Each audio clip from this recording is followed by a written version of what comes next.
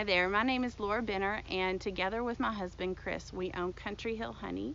We are located just outside of Sherman city limits, and we have been a honey business since 2014. We started with one hive and quickly grew to 2 and 3, and then we found that the demand in the area was so high for honey that we now have 14 hives. We sit on 20 acres of land, and that we won't be able to get much more hives than that. We can go 20 is our max, and we probably won't ever get that high at this location. Bees can only fly a 2-mile radius about. No one really knows, but they, because of that, you have more competition the more hives that you have for the same amount of pollen and nectar for that area. So if we wanted to go up higher than that, then we would have to start putting our bees elsewhere. So our kind of business grew out of my allergies. I was having some severe allergy issues, and had come to find out that honey was very beneficial, and it had to be local honey. Well, I couldn't find any local honey that was local enough for me. I wanted like Sherman area, and was having a hard time finding some that was stable enough. And so I decided, well, why not just get our own bees? And you can't get more local than my own backyard. So that's what we did. I've always had a fascination of bees, and that's kind of what that spurred also that our desire to get some bees. We quickly realized that honey was more beneficial than just for allergies. There's all kinds of purposes. There are actually 69 benefits to honey, and they includes cancer fighting properties. There is current medical research right now that shows honey to have cancer fighting properties. It has proven to be able to stop cancer cells from growing in animals, and had stopped the growth of current cancer cells in animals. So it is pretty amazing stuff, and the more that we're with them, the more that we learn how amazing they really are. So I am standing here with 3 of our hives, and I am in protective gear, although I could be standing here in just my regular everyday clothes. They were pretty stirred up yesterday when we came to check on them, and so we just wanted to take extra precautions today. So there are 3 types of bees that are in a hive. The queen is the only one of her kind in a hive. She is the one that deems success of the hive or not. There are external factors like disease and pesticides that will destroy a hive, and there is a lot of that going around right now. But outside of that, the queen is the one that determines how successful the hive is. And there are good queens and there are bad queens. You can always tell a bad queen by the honeybees. If they are very aggressive, it comes down to the queen. And if they are bad honey producers, it comes usually down to the queen. So we always want to make sure that our queens are being a good queen and efficient in her management of the hive. She is only good for about 2 years, and then we have to replace her. Her lifespan can be up to 5 years, but she's only the most productive the first 2 years of her life. When a queen is born, she goes out once to fly on her mating voyage, is what they call it. So she is able to go out and mate. She comes right back to the hive, and she starts to work laying eggs. That is the only time she leaves the hive, unless the hive decides to swarm, which is a whole separate issue. Other than that, she stays in there for the rest of her life until she dies. Usually she is will be replaced. Lots of times the honeybees will kill her and replace her with another queen, and that's usually how she dies inside the hive.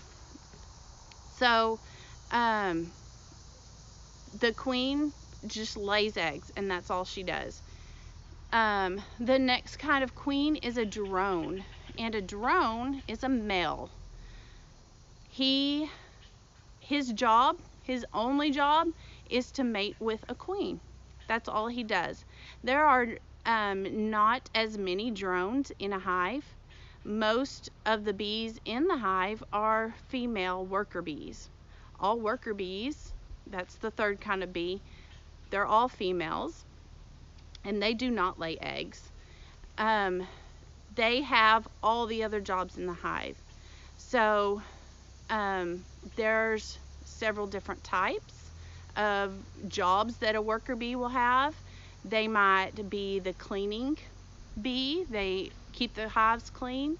They might be the worker that goes to forage for pollen and nectar. Or they might be a nurse bee. A nurse bee takes care of the larvae in the cells that the queen lays. And there are also nurse bees for the queen. Their job is to feed the queen and take out her excrement. She absolutely does nothing but lay eggs, literally, which is pretty mind-blowing that she is that way. So are the males. The males are pretty lazy. They don't do anything in the hive. They serve no purpose but only to mate the queen, to other queens in other hives. The queen only needs to mate once her entire life, and she's able to lay eggs. There can be thousands of bees in the hive, depending on the size, and they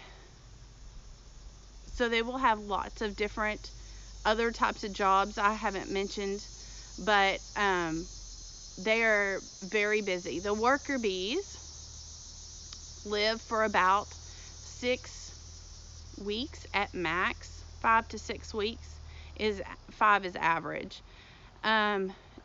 During the honey flow, which is the main season for honey, which in this area goes from about April to August. And we have a little bit lesser flow that goes from August to October. But the main honey flow is when all of the flowers and things are blooming. So during that time, their lifespan might be even shorter than 5 weeks. They literally work themselves to death. The workers do not sleep at night. They have no sleep.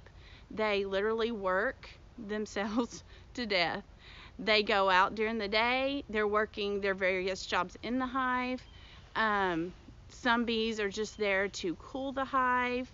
They can, throughout the year, through the various seasons, they are able to keep their hive at a temperature that is comfortable for them.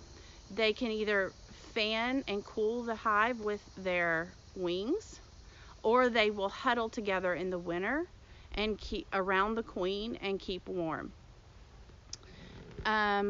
Another thing about the drones is that they are killed for the winter time. They're not needed at all in the winter, and they just take up extra space. So the bees will kill all the drones, and in the winter, or right before winter hits, they will, you could go out near the hive and you can see a bunch of drones on the ground. They will kill them and they will carry their bodies outside, and that goes for any bee, any dead bee that happens to die in the hive. They carry them outside. They carry all their trash outside. They are very clean insect. They make sure that there is no excrement, there's no death or anything foreign in their hive. They take out the front door, literally, and they drop it on the ground. So it's really is fascinating, and that's why you can literally eat honey from the honeycomb. It is 100% clean. It's anti microbial, antibacterial. It actually fights off germs, and so that's why it is perfectly safe and harmless to eat it right out of the hive. So anyway, that is bees. I thought I would end with a few bee facts that are pretty fascinating. Really just speaks to how amazing and probably misunderstood honeybees are. I would hope that there's been enough coverage in the media and other outlets that have spoken to how important bees are to our food and how much food we actually have in America. There's no way we would be able to keep up with the demand of the vegetables and fruits without the honeybees.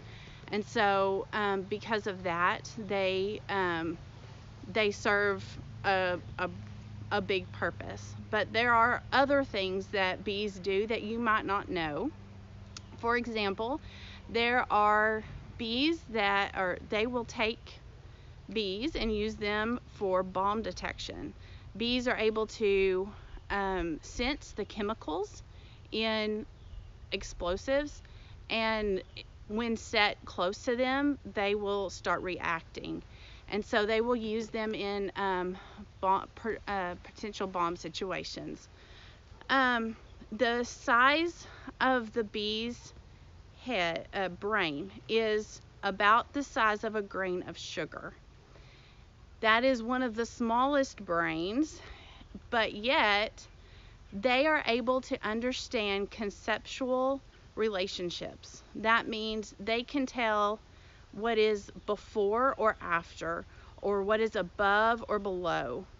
And this is something that is considered a higher order thinking skill. Only primates and humans are the only other ones that understand the conceptual relationships. So to have bees with the size of brain that they have able to understand something that only two other things can understand is quite fascinating.